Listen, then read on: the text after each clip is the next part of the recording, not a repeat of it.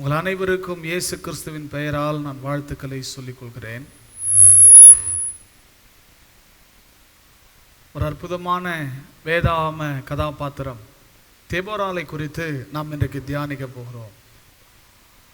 தெபோராள் மிகவும் சுவாரஸ்யமான ஒரு பெண்மணி, ஒரு சாதனையாளர், சாதாரணமானவர் கிடையாது. குறிப்பாக யூத கலாச்சாரத்தில் இன்றளவும் பெண்களுக்கு 100% சுதந்திரம் கிடையாது. பெண்கள் யூத கலாச்சாரத்தில் இன்றைக்கும் சிறுமைப்பட்டு கொண்டிருக்கிறார்கள் என்கிறது தான் நிதரிசனமான உண்மை. இதன் மத்தியிலே ஒரு பெண் சாதனையாளராக பல்லாயிரம் வருஷங்களுக்கு முன்னாகவே திகழ்ந்திருக்கிறார். நிச்சயமாக எதற்காக நாம் இதை தியானிக்கிறோம் என்று சொன்னால், ஆண்டவர் இவைகளை நோக்கி பார்க்க சொல்லியிருக்கிறார். பழைய ஏற்பாட்டிலே கர்த்தரோடு யாரெல்லாம் நடந்தார்களோ அவர்களுடைய வாழ்க்கையை நம்மை நோக்கி பார்க்க சொல்லியிருக்கிறார். ஏன் அவர்களுடைய வாழ்க்கையை நோக்கி பார்க்க சொல்லியிருக்கிறார் என்று சொன்னால், நமக்கு அவைகள் படிப்பினைகள், பாடங்கள், நமக்கு அது மிகவும் முக்கியமானவைகள். நாம் அதிலிருந்து பல காரியங்களை கற்றுக்கொள்ளலாம். ஆகவே தான் இன்றைக்கு நாம் அதை தியானிக்கிறோம். தொடர்ந்து வேதாகம மனிதர்களை நாம் தியானித்து கொண்டிருக்கிறோம். இன்றைக்கு தெபோராளை குறித்து தியானிக்கலாம். தெபோராள் இன்றைக்கு இருக்கிற சூழ்நிலைகள் கூட பார்த்தீங்கன்னா, பொம்பளைங்க என்ன செஞ்சிட முடியும் அப்படின்ற ஒரு சொல்லாடல் இன்றைக்கு நம்முடைய சமுதாயத்தில் இருக்கிறது. ஒரு பொம்பளை என்ன செஞ்சிட முடியும், ஒரு பெண் என்ன செஞ்சிட முடியும் அப்படின்னு ஒரு சமுதாய கருத்து இருக்கிறது. மட்டுமல்ல, பெண்களுக்கே கூட தங்களை குறித்த ஒரு தாழ்வு மனப்பான்மை. என்ன தாழ்வு மனப்பான்மைனா, அன்னைக்கு ஒரு அம்மாட்ட பேசிட்டு இருக்கிறேன். அவங்க சொல்கிறாங்க, பெட்டை கோழி கூவி பொழுது விடிய போகிறது இல்லை, சேவல் கூவினாதான் பொழுது விடியும். நான் ஐயா இந்த வீட்டில் ஒரு பெட்டை கோழி, ஆனால் எங்கள் வீட்டுக்காரர் தான் சேவல், அவர் கூவினாதான் பொழுது விடியும், நான் கூவினா விடியுமா அப்படின்னு. தங்கள் பெண்களாக இருக்கிறதுனால அநேகருக்கு தங்களை குறித்த ஒரு தாழ்வு மனப்பான்மை. ஒன்று நம்ம அடிப்படையாக புரிஞ்சுக்கணும். பெட்டை கோழி கூவுறதுனாலேயோ பொழுது விடியல, சேவல் கூவுறதுனாலேயோ பொழுது விடியல. பொழுது விடியறதுனால தான் சேவல் கூவுது. அதான் உண்மை. இந்த சேவல் கூவின ஒன்றும் சூரியனுக்கு காது கேட்டு சேவல் கூவிச்சு நேர்ந்து வருதா? யோசித்து பாருங்க. இது எப்படின்னா, நம்ம ஊரில் சொல்லுவாங்க, பனம்பழம் விழும்போது காக்கா உட்காந்துருச்சான். இப்போ கீழே இருக்கிறவன் பேசிக்கிறான், இந்த காக்கா தாண்டா பனம்பழத்தை அறுத்து தள்ளிடுச்சு அப்படின்னு. காக்காவில் முடியுமா? முடியாது. அது விழும்போது அது போய் உட்காந்துருக்குறது. ஒரு சிலர் பார்த்தீங்கன்னா, அவங்க சொன்னது எதுவுமே நடக்காது, ஆனால் ஏதோ ஒன்று நடந்து போச்சு, நான் அப்பயே சொன்னேன் பத்தியா அப்படின்னுவாங்க. இவங்க சொன்னதுனால நடந்தா மாதிரி. அதெல்லாம் ஒன்றும் கிடையாது. பெண்கள் தங்களை குறித்த ஒரு தாழ்வு மனப்பான்மையில் நான் என்ன பண்ண முடியும், நான் என்ன செய்ய முடியும் அப்படின்னு இன்றைக்கி நிறைய பேர் இருக்கிறாங்க. இன்றைக்கி நம்ம மத்தியில் ஆண்டவர் 4 ஆத்மாக்கள் அனுப்பியிருக்கிறார். 4 பெண்கள் இருக்கிறாங்க. நேற்று தினத்தில் எந்த பெண்ணுமே இல்லை. நாங்கள் 4 பேராக உட்காந்து தெபோராளை தியானித்தோம். கரண்ட் இல்லை, லைவும் போட முடியல. இன்றைக்கி கொஞ்சம் நல்லா பேசலாம். பெண்கள் ரொம்ப ரொம்ப முக்கியம். ஆதியிலே தேவன் மனிதனை படைக்கும்போது அவர்களை ஆணும் பெண்ணுமாக சிருஷ்டித்தார். அவர்களை அப்படி ஆணும் பெண்ணுமாக சிருஷ்டிக்கும் போது ஆண் ரொம்ப வசதி, பெண் கொஞ்சம் கீழே அப்படிலாம் சொல்லலை. ஆண்டவர் பார்வையில் ஆணும் ஒன்று தான், பெண்ணும் ஒன்று தான். இன்னும் கூட சொல்கிறார், இவர்கள் இருவரும் ஒரே மாம்சமாய் இருப்பார்கள். ஆணும் ஒன்று தான், பெண்ணும் ஒன்று தான். உலகத்தின் பார்வையில்தான் பெண் அப்படின்னா கொஞ்சம் இழிவாக நினைக்கிறாங்க, ஆண் அப்படின்னா கொஞ்சம் மேன்மையாக நினைக்கிறாங்க. ஆனால் கர்த்தர் பார்வையில் அப்படிப்பட்ட ஒரு நிலைப்பாடு கிடையாது. அவர் ஆணையும் ஒரே போல தான் பார்க்கிறார், பெண்ணையும் ஒரே போல தான் பார்க்கிறார். அவர் பார்வையில் ஆண் என்றும் இல்லை, பெண் என்றும் இல்லை. அவர் ஆணையும் பெண்ணையும் ஒரு ஆத்மாவாக தான் பார்க்கிறார். அதனால ஆண்கள் என்ன ஒரே வித்தியாசம் அப்படின்னா, இவங்க ஆண், அவங்க பெண், இதுதான் வித்தியாசமே ஒழிய வேறு எந்த வித்தியாசமும் கிடையாது. ஆண்டவர் உங்களை சமமாக தான் பார்க்கிறார். கிறிஸ்தவத்தில் இன்றைக்கு அநேகர் என்ன நினைக்கிறாங்கன்னா, பெண்கள் அப்படின்னா அவங்க ஊழியம் செய்யக்கூடாதுன்னே சொல்கிறாங்க. பெண்கள் அப்படின்னா ஊழியமே செய்யக்கூடாது. என்கிட்ட ஒரு ஐயா சொன்னார், அந்த பாஸ்டருடைய ஒய்ஃப் எப்படி பிரசங்கம் பண்ணலாம் அப்படின்னு.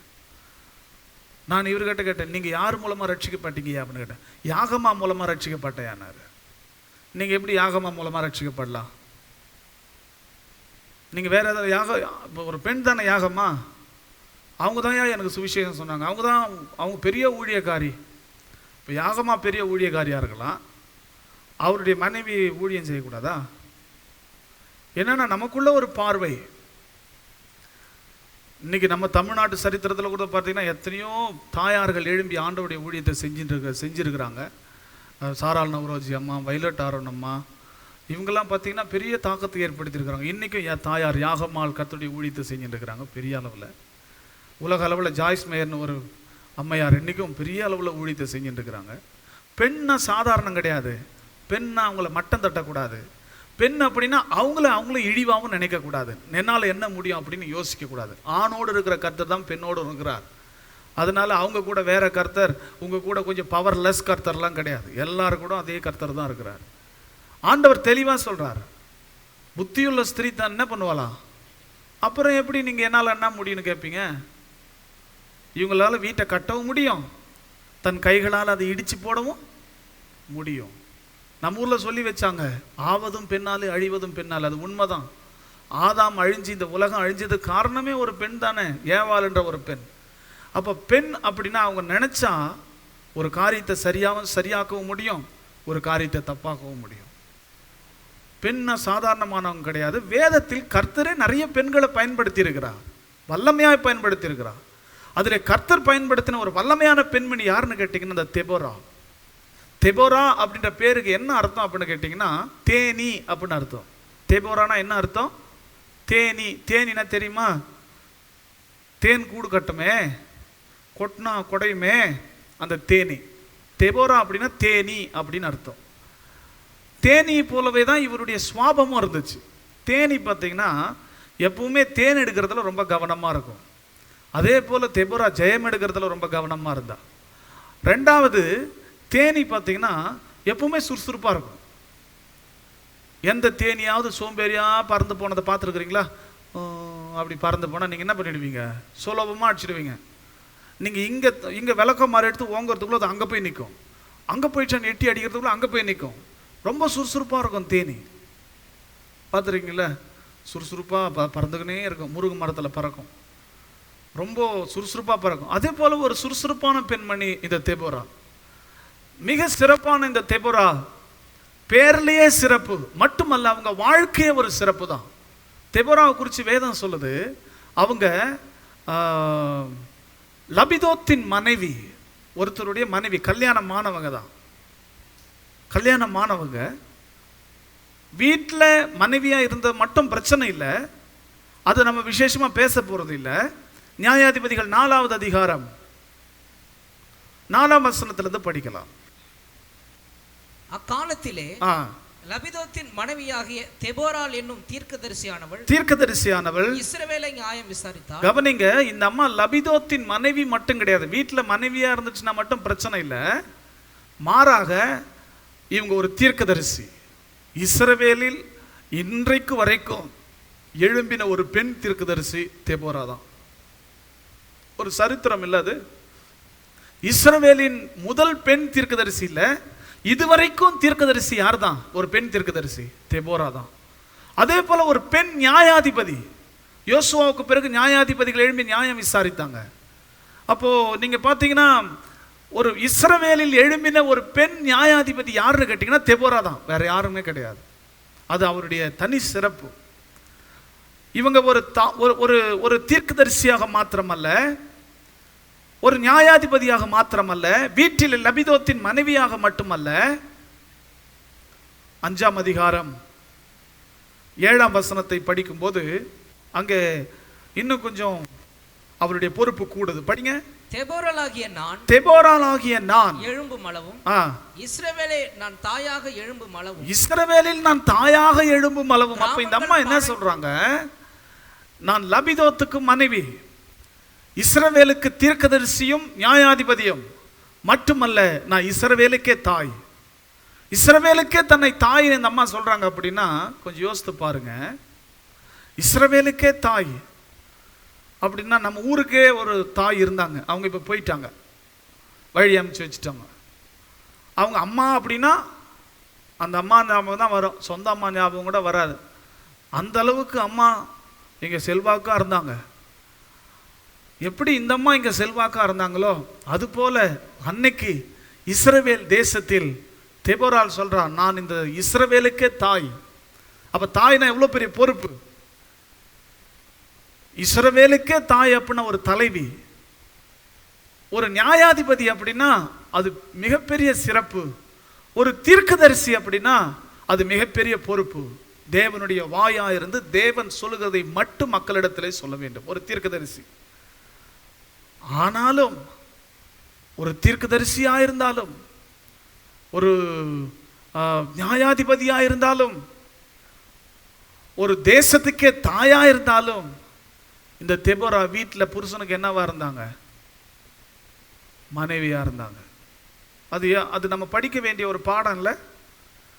என்ன உயரத்துக்கு போனாலும் தான் வீட்டுக்குள்ள அவங்க யாரோ அவங்க அதுவாக தான் இருக்கணும்.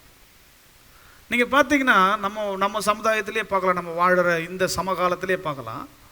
இந்த அம்மா டீச்சர் அப்படின்னா டீச்சர் வேலையை ஸ்கூலோடு விட்டு வராது, இங்கே வீட்டில் வந்து வீட்டுக்காருக்கு பாடம் எடுக்கும். சொல்கிறது கேளுங்க அப்படின்னா கேட்குறேன் டீச்சர், வேற என்ன பண்ணுறது? பால்கார் வந்து காலிங் பெல் அடிக்கிறார், சார் பாலுக்கு காசு கட்டணும்.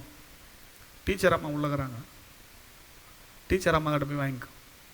டீச்சர் வேலை இங்கே வந்து பார்த்துட்டு இருப்பாங்க. இதாவது பரவாயில்ல, இந்த அம்மா போலீஸ்காரி ஸ்டேஷனில் அப்படின்னா வீட்டில் போலீஸ் வேலையை செஞ்சுட்டு இருக்குது. வீட்டில் மனைவி தானேயா, வீட்டுக்காருக்கு மனைவி தானே, மனைவியாக தான் இருக்கணும். இங்கே லத்தியத்துன்னு சுற்றுது, அவர் வாயே திறக்க மாட்டேன்றாரு, பேசவே மாட்டேன்றார், பேசினவே அடிக்கிறாயா. அப்போது அந்தந்த ஸ்தானத்தில் சரியாக நடந்துக்கணும். இந்த அம்மா பெரிய தேச தலைவியாக இருந்தாலும், இந்த அம்மா பெரிய நியாயாதிபதி, ஜட்ஜுனா எவ்வளோ பவர்ஃபுல்லு. ஜட்ஜு மட்டும் கிடையாது, தீர்க்கதரிசி. அவ்வளோ பெரிய பொறுப்பில் இருக்கிற அந்த அம்மா, எவ்வளோ பெரிய மேன்மையான ஸ்தானங்களை நிற்கிற அந்த அம்மா வீட்டுக்காரனுக்கு மனைவி. அவங்களுடைய முதல் அடையாளம் என்ன தெரியுங்களா? லபிதோத்தின் மனைவி. லபிதோத்தின் மனைவி. ஒரு சிலர்லாம் பார்த்தீங்கன்னா மனைவியா அநேக நேரங்களில் புருஷனிடத்தில் நடந்துக்க மாட்டேன்றாங்க. என்ன காரணம் அப்படின்னு கேட்டிங்கன்னா, எங்கள் அப்பா வீட்டில் என்னை ஊஞ்சல் வச்சு ஆட்டினாங்க, என்னை நீங்கள் வந்து வேலை செய்ய சொல்கிறிய. அப்பா வீட்டு பெருமையை பேசின்னு இருப்பாங்க. இன்னும் அவங்க அப்பாவுடைய மகளாகவே தான் இங்கே இருப்பாங்க. புகுந்த வீட்டுக்கு வந்துட்டா அப்பாவுடைய மகளாக இருந்தால் பிரச்சனை, இங்கே வீட்டுக்காருடைய மனைவியாக இருக்கணும். கவனிக்கிறீங்களா? எங்கள் அப்பா என்னை எப்படிலாம் பார்த்துக்குவார் தெரியுமா? இதை இப்போ கேட்டாரா புருஷன்? அதை கேட்கும்போதே அப்பா பஞ்சாகத்தை பாடாத நிறுத்துன்னுவார், வெறுப்பாய். அப்படின்னா இங்கே வந்துட்டோம், இன்னும் தம்பிக்கு அக்காவாக இருக்கிறது, இன்னும் இங்கே புகுந்த வீட்டுக்கு வந்துட்டோம், இன்னும் அண்ணனுக்கு தங்கச்சியாக இருக்கிறது, இங்கே மனைவியாயிரு. எத்தனை பேர் கவனிக்கிறீங்க? அப்போ எவ்வளோ பெரிய பாடம் நம்ம வாழ்க்கையில் நம்ம படிக்கிறோம். எவ்வளோ பெரிய மேன்மையான ஸ்தானங்களுக்கு போனாலும் லபிதோத்தின் மனைவி தான், லபிதோத்தின் மனைவி தான். அப்போ ஆண்டவர் இன்றைக்கு இங்கே இருக்கிற சகோதரிமார்களுக்கு சொல்கிறாரு, நீங்கள் எவ்வளோ பெரிய 2 பேருக்கு கல்யாணம் ஆயிடுச்சு, ஒருத்தவங்களுக்கு கல்யாணம் ஆகி ஒரு 30 வருஷம் ஆயிடுச்சு, ஒருத்தவங்களுக்கு கல்யாணம் ஆகி ஒரு 5 வருஷம் ஆயிடுச்சு, இன்னும் 2 பேர் இருக்காங்க, இன்னும் ஒரு 10 வருஷத்துக்குள்ள அவங்களுக்கு கல்யாணம் ஆயிரும். எல்லாருக்கும் சொல்கிறேன், நீங்கள் எந்த ஸ்தானத்துக்கு போனாலும் சரி, வீட்டுக்காரருக்கு மனைவி, வீட்டில் அம்மாவுக்கு பிள்ளை, வீட்டில் மனைவிக்கு புருஷன். ஒரு சிலர் பார்த்தீங்கன்னா புருஷர்கள் வீட்டில் கூட பார்த்தீங்கன்னா வாத்தியார் மாதிரி நடந்துக்குவாங்க, வீட்டில் போலீஸ்கார் மாதிரி நடந்துக்குவாங்க, வீட்டில் கண்டக்டர் மாதிரி விசில் அடிச்சுன்னு உட்காந்துருப்பாங்க. அதெல்லாம் வெளியே நீங்கள் என்னவோ உங்களுடைய டிக்னிட்டிலாம் வெளியே. வீட்டு உள்ளே வந்துட்டால் நீங்கள் உங்கள் பொசிஷன் நீங்கள் என்னவோ அது மட்டும்தான். வீட்டில் அப்பானா அப்பா, அம்மானா அம்மா, அண்ணனா அண்ணன், தம்பினா தம்பி, தங்கச்சினா தங்கச்சி, இப்படி தான் இருக்கணும். இங்கே வந்துட்டு நான் யார் தெரியுமா, நான் அப்படி இப்படி. எனக்கு தெரிஞ்ச ஒரு அண்ணன் இருக்கார், அவங்க மனைவி தாசில்தார். வீட்டுக்கு வந்து ஜீப் அவங்கள ஏற்றின்னு போவோம், அந்த அளவுக்கு ஒரு பெரிய அதிகாரியாக இருக்கிறாங்க. ஆனாலும் வீட்டுக்கு வேலைக்கு அவங்க ஆளே வைக்கிறது இல்லை. எல்லா வேலையும் அந்த அம்மா இவங்க தாசில்தார் அம்மா செஞ்சுட்டு தான் போவாங்க. சம்பளம் வாங்கி என் சம்பளம் எவ்வளோன்னு கூட அவங்க கையில் எண்ணி பார்க்க மாட்டாங்க. சம்பளம் அக்கௌண்ட்டுக்கு போயிடும், கார்டு அவங்க வீட்டுக்கார்ட்ட இருக்குது. இவங்க ஏதாவது செலவு காசு வேணுன்னா கூட ஏங்க ஒரு 100 ரூபா இருந்தால் கொடுங்களான்னு தான் கேட்கணும். எவ்வளோ சம்பாதிக்கிறாங்க. வீட்டுக்கார் சும்மா தான் வீட்டில் உட்காந்துருக்காரு, குடுமி பிடிச்சி ஆட்டலாம்ல, நான் தாசில்தார்றானே இல்லை, அதெல்லாம் வெளியே. அப்போ கணவனாக இருக்கட்டும் மனைவியாக இருக்கட்டும், குறிப்பாக பெண்களுக்கு பேசுறதுனால, ஆண்களாக இருக்கட்டும் பெண்களாக இருக்கட்டும், மகனாக இருக்கட்டும் மகளாக இருக்கட்டும், தகப்பனாக இருக்கட்டும் தாயாக இருக்கட்டும், வீடுன்னு வந்துட்டா நீங்கள் இங்கே என்ன பொசிஷனில் இருக்கிறீங்களோ நீங்கள் அதுக்கு மிஞ்சி யோசிக்காதீங்க, அதுக்கு மிஞ்சி நீங்கள் சிந்திக்காதீங்க. அதுவாக தான் நீங்கள் இருக்கணும். அதுதான் உங்களுக்கு சிறப்பு, அதுதான் ஆண்டவர் நாமத்துக்கு மகிமை, அதுதான் உங்களை குறித்த தேவனுடைய நோக்கமாயும் இருக்கிறது. அல்லேலூயா. இப்போ நம்ம அப்படி இருக்கணும். தெபொராளுடைய வாழ்க்கையில் அவர் லபிதோத்தின் மனைவியாக இருந்தார். இவ்வளோ பெரிய தீர்க்கதரிசி, இவ்வளோ பெரிய நியாயாதிபதி, அவர்களுடைய சிறப்பான அடையாளம், என் கணவனுக்கு நான் நல்ல மனைவியாய் அவருக்கு செய்ய வேண்டிய கடமைகளை எல்லாம் செய்து அவருக்கு கீழ்ப்படிந்து நான் எல்லாவற்றிலும் நான் அவருக்கு அடங்கி வாழறேன். நான் இவ்வளோ பெரிய செல்வாக்கு படைத்த ஒரு பெண்மணியாக இருந்தாலும் நான் கரெக்டாக இருக்கிறேன். நான் யோசிக்கிறேன், இந்த அம்மா இவ்வளோ செல்வாக்காக இருக்கவோ தான் அடங்கி இருக்கிறாங்க, ஒன்றுமே இல்லாதெல்லாம் ஆடுது. பார்த்தீங்களா? நீங்கள் ஊர் உலகத்தில் பாருங்கள், வேணா உங்களை சுற்றிய கூட பாருங்கள், உங்கள் சொந்த பந்தத்தில் கூட பாருங்கள், பெரிய வீட்டு பொண்ணு அடக்கமாக வந்து வாழும். ஆனால் ஒன்றுமே இல்லை, சரி நம்ம பாவம் பார்த்து பரிதாபம் பார்த்து கட்டின்னு வந்திருப்பாங்க. அது என்னடனா குடிமி பிடிச்சி ஆட்டின்னு இருக்கோம் வீட்டில் உட்காந்து எல்லாரும். பீரோ சாவி எங்கே கூடன 3வது நாள், என்னடா இது பம்பா போச்சு. யோசித்து பாருங்கள். நிறைய நேரத்தில் நம்ம வாழ்க்கையில் நம்ம என்னவா இருக்கிறோமோ அதுவாக சரியாக இருந்துட்டா பிரச்சனையே கிடையாது.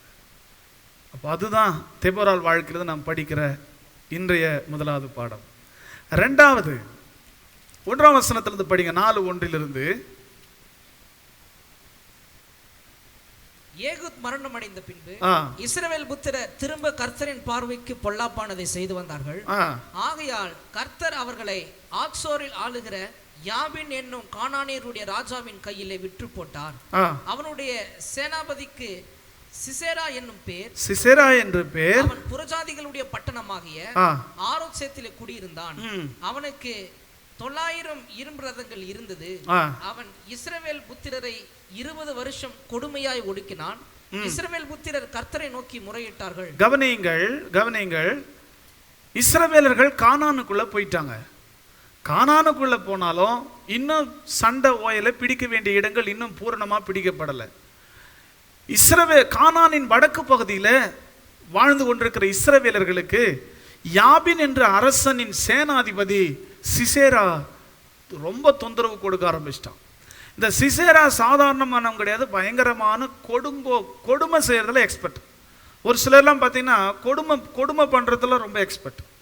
அப்படிப்பட்ட ஆட்களை ஜெயில் வார்டனா போடுவாங்க. கொடுமை பண்ணுறதுல ரொம்ப எக்ஸ்பர்ட்டியா, அணுவா சித்திரவதை பண்ணுவார். அந்த மாதிரி இந்த சிசேரா கொடுமை பண்ணுறது ரொம்ப எக்ஸ்பர்ட். இவன் என்ன செய்யறான், இஸ்ரவேலர்களை ரொம்ப ஒடுக்குறான். 20 வருஷம் இஸ்ரவேலர்கள் இந்த சிசேராவுக்கு கீழே ரொம்ப கஷ்டப்படுறாங்க. காரணம் என்னன்னா, இவங்க பண்ணதும் சரி கிடையாது. இவங்க கடவுளை விட்டு வேற வணக்கத்துக்கு போயிட்டாங்க. மெய்யான தேவனை விட்டுட்டு பொய்யான தேவர்களை நாடி போயிட்டாங்க. இப்போ அதனுடைய விளைவை அவங்க அனுபவிக்கிறாங்க. 20 வருஷம் சிசேராவுக்கு கீழே ரொம்ப கஷ்டப்படுறாங்க. இந்த சூழ்நிலையில் 20 வருஷம் கழிச்சு இவங்களுக்கு புத்தி வருது. கொடுமையாய் ஒடுக்கப்பட்ட போதுதான் இஸ்ரவேலர்கள் கர்த்தரை நோக்கி முறையிடுகிறார்கள். கர்த்தாவே, எங்களை விடுதலையாக்கும், எங்களுக்கு நன்மை செய்யும், எங்களை சத்துருக்களின் கையிற்கு தப்புவியும் என்று கர்த்தரை நோக்கி இவர்கள் முறையிட ஆரம்பிக்கிறார்கள். ஆண்டவரை நோக்கி கதற ஆரம்பிக்கிறார்கள். ஆண்டவரே, எங்களுக்கு நீர் பதில் சொல்லணும் அப்படின்னு. நாங்கள் செஞ்சது தப்பு தான், உங்களை விட்டு பின்வாங்கி போனது தப்பு தான், எங்களை மன்னிச்சிருங்க, எங்களுக்கு வேற வழி இல்லை, நீங்கள் தான் எங்களை காப்பாற்றணும்னு கர்த்தர்ட்ட வராங்க. இந்த சூழ்நிலையில் ஆண்டவர் இந்த சிசேராவின் கையிலிருந்து இந்த மக்களை மீட்கும்படிக்கு தெரிந்து கொண்ட ஒரு மீட்பின் பாத்திரம்தான் தெபொரா. ஒரு பெண் என்ன செய்ய முடியும் நீங்க நினைக்கிறீங்க? ஆனா இந்த இஸ்ரவேல் மக்களை சிசேராவின் கையிலிருந்து மீட்ட ஒரு மீட்பர் தெபோரா. அல்லேலூயா. இன்னைக்கு ஆண்டவர் இங்க இருக்கிற ஒவ்வொருவருக்கும் சொல்றாரு, இதை கேட்கிற ஒவ்வொருவருக்கும் சொல்றாரு, ஒரு பெண்ணை குறைச்சி மதிப்பிடாதீங்க. ஒரு பெண்ணை ஒரு நாள் பொம்பளை என்ன செஞ்சிட முடியும் அப்படிலாம் யோசிக்காதீங்க. கர்த்தர் கைக்கு அவங்க கருவியா மாறிட்டா ஆண் என்றும் வித்தியாசம் இல்லை, பெண் என்றும் வித்தியாசம் இல்லை. யார் இவர்களை பயன்படுத்துகிறாரோ அவருடைய பலனை கொண்டு அவர்கள் இயங்க ஆரம்பித்து விடுவார்கள். ஆமென். கர்த்தருடைய பலனை கொண்டு தெபோரா இயங்க ஆரம்பிக்கிறாங்க. என்ன நடக்குது? இஸ்ரவேலர்கள் மீட்கப்பட்டார்கள். இந்த சிசேராவின் கையிலிருந்து மீட்கப்பட்டார்கள். ஆகவே இன்றைக்கு பெண்களுக்கு சொல்றேன், பிசாசின் பிடியிலே, சாத்தானுடைய பிடியிலே, பாவத்தின் பிடியிலே எத்தனையோ ஆண்டாண்டு காலமாக மக்கள் இன்றைக்கு துன்புற்று கொண்டிருக்கிறார்கள். அன்றைக்கு எப்படி ஒரு தெபோராலை எழுப்பினாரோ கர்த்தர் இன்றைக்கு உங்களை எழுப்பி இருக்கிறார். நீங்கள் நோக்கம் இல்லாமல் ஒரு விபத்தாக எதர்ச்சியாக தேவ ராஜ்யத்துக்குள்ளே வந்தவர்கள் அல்ல. நோக்கத்தோடு தான் கர்த்தர் உங்களை வைத்திருக்கிறார். பிசாசின் கொடுமையிலிருந்து, சாத்தானுடைய பொல்லாத போராட்டங்களிலிருந்து ஜனங்களை விடுதலையாக்குகின்ற ஒரு தேவனால் பயன்படுத்துகின்ற பாத்திரமா நீங்கள் விளங்க வேண்டும். அது எப்படி நான் செய்ய முடியும் அப்படின்னு கேட்டீங்கன்னா, ஒரு பெண்ணாச்சு நான் என்ன செய்ய முடியும்? உங்களுடைய வேலையை ஜெபத்திலிருந்து துவங்குங்க. கஷ்டப்படுகிற மக்களுக்காக கருத்தோடு ஜெபிங்க. கர்த்தர் உங்க ஜெபத்துக்கு பதில் கொடுப்பா. நான் ஜெபம்னா என்ன நடந்துரும் அப்படின்னு யோசிக்காதீங்க. ஒரு பாஸ்டர் இப்படியே சொன்னார், பொம்பளை ஜெபமானா கேட்க மாட்டாரா, ஆம்பளை ஜெபமானா தான் கேட்பாராம். அப்படிலாம் கிடையாது. ஆண்டவர் விசுவாசமா ஜெபம் பண்ணா கேட்பார். அது ஆணா இருக்கட்டும் பெண்ணா இருக்கட்டும், அதெல்லாம் வித்தியாசம் கிடையாது. இப்போ இந்த ஒயர் இந்த கரண்ட் இருக்குது, இது ஆம்பளை தொட்டால் தான் ஷாக் அடிக்கும், பொம்பளை தொட்டால் ஷாக் அடிக்காதுன்னு என்ன இருக்காண்ணா? அது ஒரு விதியின் கீழே இருக்கிறது. கத்தி யார் வெட்டினாலும் வெட்டும், விசுவாசத்தை யார் பயன்படுத்தினாலும் ஜெயிக்கலாம். விசுவாசத்தோடு ஜெபம் பண்ணுங்க, மக்களுக்காக ஜெபம் பண்ணுங்க. இன்னைக்கு நாடு செல்ற சூழ்நிலையை பாருங்க. எனக்கே 1000 கஷ்டம் இருக்குதுயா, நான் எங்க மற்றவங்களுக்காக ஜெபிக்கிறதுன்னு யோசிக்காதீங்க. உங்களுக்கு 1000 கஷ்டம் இருக்கட்டும், தூக்கி ஒரு ஓரம் வைங்க. மற்றவங்களுக்காக ஜெபிக்க பழகுங்க, பாரத்தோடு ஜெபிங்க. சும்மா ஒப்புக்குள்ள கர்த்தாவே தேசத்தை ரட்சியம், தேசத்தை ரட்சியம், தேசத்தை ரட்சியம் ஒப்புக்குனா ஜெபம் பண்ணிட்டு இருப்பாங்க. ஒரு சிலர் ஜெப குறிப்பு கொடுத்துட்டாங்களே அப்படி, சோத்திரம்பா சோத்திரம்பா, ஆமேன்பா, அல்லேலூயாப்பா, தேசத்தை சந்திப்பா, ரட்சிப்பா, என்னத்த உன்னதான் போய் சந்திக்க சொல்றாரு. அப்ப நம்ம என்ன செய்யணும்? ஜெபிக்கணும். நம்மால முடிஞ்ச வரைக்கும் நம்ம சொன்னா கேட்பாங்க அப்படின்றவங்களுக்கு ஆண்டவரை பத்தி சொல்லணும். அவங்க சாத்தானுக்கு கீழே கொடுமை அனுபவிச்சுருக்கிறாங்க, அது அவங்களுக்கே தெரியல. நமக்கு கர்த்தர் ஒரு பொறுப்பை கொடுத்திருக்கிறார். தெபோராலா நீங்கள் எழும்ப வேண்டும். ஆமென். மூணாவதா சொல்ல விரும்புகிறேன், எல்லாரும் என்னோடு சேர்ந்து 5ஆம் வசனத்திலிருந்து படிங்களேன். அவள் எப்பிராயிமின் மலை தேசமாக ராமாவுக்கும் பெத்தேலுக்கும் நடுவில் இருக்கிற தெபோராலின் பேரிச்ச மரத்தின் கீழே குடியிருந்தாள். எங்க இந்த அம்மா வாழ்ந்தாங்களா? இந்த அம்மா எங்க வாழ்ந்தாங்களா? சத்தமா தான் சொல்லுங்களேன். உங்களை வாழ சொன்னா வாழ்வீங்களா? யோசித்து பாருங்க. இந்த அம்மா பேரிச்ச மரத்தின் கீழே வாழ்ந்தாங்களாம். இவங்க இஸ்ரவேலுக்கே ஒரு தலைவி. இவங்க சொன்னா முழு இஸ்ரவேல் தேசமும் கேட்கும். மட்டுமல்ல, இந்த அருமையான அம்மா ஒரு தீர்க்கதரிசி, ஒரு நியாயாதிபதி. இவங்க நினைச்சா எவ்வளோ ஒரு ஆடம்பரமான இடத்துலையும் வாழ்ந்திருக்க முடியும். ஆனா இவங்க பேரிச்ச மரத்தின் கீழே வாழறாங்க. அப்ப இதுல இருந்து நான் என்ன சொல்ல வரேன்னா, தேவன் உங்களை கொண்டு என்ன செய்ய முடியும் என்கிறதற்கு உங்கள் வசதி வாய்ப்புகள் ஒரு பொருட்டல்ல. தேவன் உங்களை கொண்டு அவர் என்ன செய்ய நினைக்கிறாரோ அதை செய்வார். நிறைய பேர் நினைக்கிறாங்க, எனக்கு அவ்வளோ வசதி இல்லை, எனக்கு இவ்வளோ வசதி இல்லை, என்னால் இதெல்லாம் செய்ய முடியாது. கிடையாதுங்க. ஆண்டவர் உங்களுடைய செல்வம் செல்வாக்கு ஆண்டவருக்கு தேவையே கிடையாது. அவர் உங்களை பயன்படுத்துவார். அவர் உங்களை கொண்டு செய்ய நினைத்ததை செய்வார். இன்னொன்று கூட சொல்றாரு, இப்படி சொல்றேன், வேதம் சொல்லுது, இஸ்ரவேலர்கள் எல்லாரும் அவளிடத்திற்கு போவார்களாம் விசாரணைக்கு. பேரீட்ச மரத்தின் கீழே அற்பமான ஒரு வாழ்க்கையை வாழற அந்த தாயாரை எல்லா மக்களும் தேடி போறாங்களாம். தேடி போய் அந்த அம்மா கிட்ட போயிட்டு தங்களுடைய வழக்குகளை சொல்லி வழக்கு தீர்க்கிறாங்களாம். இந்த அம்மா ஒரு தீர்ப்பு சொன்னா அத்தனை அழகான, அது உண்மையான தீர்ப்பா. அவ்வளோ அழகா வழக்கை விசாரிக்கிறாங்களாம். எத்தனை அற்புதமான தாயார். எல்லாரும் இவங்கள தேடி போறாங்களாம். அப்ப இப்படி சொல்றேன், தேவனால் தெரிந்து கொள்ளப்பட்ட ஒரு பாத்திரமாக, தேவனுக்காக பாரமுள்ள ஒரு பாத்திரமாக, தேவனுக்காக பாரமுள்ள ஒரு பாத்திரமாக நீங்கள் இருப்பீர்கள் என்று சொன்னார். நீங்க ஒரு பெரிய பிரம்மாண்டமான கூடங்களில் இல்லாமல் இருந்தாலும் பரவாயில்லை, மரத்தின் அடியில் இருந்தால் கூட உதிக்கிற உன் ஒளியின் இடத்துக்கு ராஜாக்கள் வருவார்கள், மக்கள் உன்னை தேடி வருவார்கள். அதான் சத்தியம். தெபோராள் தேவனுக்கு ஆழமாய் கீழ்ப்படிந்தார். அவருடைய வார்த்தைக்கு மிக ஆழமாய் செவி கொடுத்தார். மட்டுமல்ல, இஸ்ரவேல் மக்களை உயிராய் நேசித்தார். தேவனுடைய சித்தத்துக்கு அவர்கள் முன்னுரிமை கொடுத்தார்கள். தேவனுடைய சத்தத்துக்கு கீழ்ப்படிந்தாங்க. இஸ்ரவேல் மக்களை அளவு கடந்து நேசித்தாங்க. கர்த்தர் அந்த தாயாரை பயன்படுத்தினார். ஒரு அற்பமான ஒரு வாழ்க்கை முறைதான். அநேக நேரங்கள் நம்ம நினைக்கிறோம், பெரிய காரில் போய் பந்தாவா அப்படி இறங்கினாதான் பாஸ்டர்னு சொல்லுவாங்க, பெரிய கோட்டுக்கிட்டலாம் போட்டுன்னு போனால் தான் பாஸ்டர்னு சொல்லுவாங்க. போட்டுக்குங்க, பெரிய கார் வாங்கிக்கங்க, அதில் எந்த தப்பும் இல்லை, செய்யுங்க. ஆனால் அதுக்கு கிடையாது கனம். ஆண்டவர் உங்களை பயன்படுத்தும் போது தான் கனம். ஆண்டவர் உங்களோடு கூட இருந்து காரியங்களை நடப்பிக்கும் போது தான் கனம். அதனால ஒரு ஆடம்பர வாழ்க்கை தான் ஆண்டவர் பயன்படுத்துகிறதற்கு ஒரு தகுதி என்று நினைச்சிடாதீங்க. கர்த்தர் சாமானியர்களையும் பயன்படுத்துவார். ஒரு சாதாரண மரத்தின் அடியில் வாழ்ந்த ஒரு தாய், அவங்கள கர்த்தர் பயன்படுத்தினார்.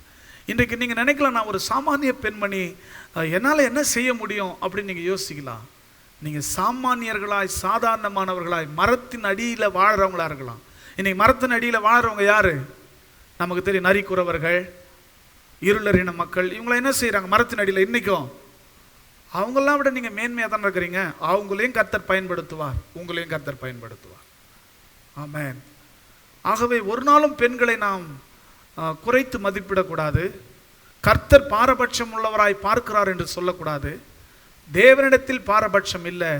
கர்த்தர் அவருடைய பணிக்காக எல்லாரையும் அழைக்கிறார். ஆமென். இன்னும் நீங்க வேதத்தின் சரித்திரத்தை பார்த்தீங்கன்னா எத்தனையோ பெண்களை கர்த்தர் பயன்படுத்தி இருக்கிறார். ஆகவே இதை மனதில் நிறுத்தி நாம் அனைவரும் நின்று ஜெபிக்கலாம். ஹல்லேலூயா, ஸ்தோத்திரம்.